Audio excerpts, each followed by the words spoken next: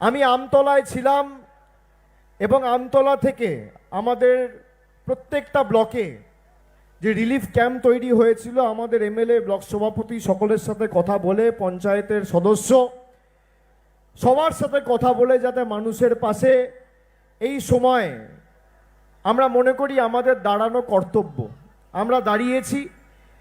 এবং 24 ঘন্টার মধ্যে এই জেলায় বিভিন্ন জায়গায় যেখানে যেখানে বিদ্যুৎ পরিষেবা ব্যাহত হয়েছিল, আমরা সর্বত্র প্রায় 99% জায়গায়, আর 1% যেটা বাকি আছে আগামী 8-10 ঘন্টার মধ্যে হয়ে যাবে, প্রায় 100% জায়গায় বিদ্যুৎ রিস্টোর করেছি, পরিষেবা পৌঁছে দিয়েছি।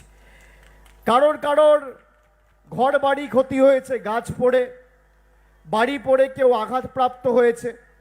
আমি কাল আমতলায় এসেছিলাম, সেখানে চণ্ডী পঞ্চায়েত এবং চকিনায়তনগর পঞ্চায়েতে আমি নিজে সেখানে রিলিফ ক্যাম্পে গিয়ে সাধারণ মানুষ যাতে পরিষেবা পায় এবং তাদের থাকা খাওয়ার ব্যবস্থা সরেজমিনে খতিয়ে দেখেছি। আমরা সেই কারণেতে বলি, বহিরাগত আসে বহিরাগত যায়, বাংলা নিজের মেয়েকে চায়।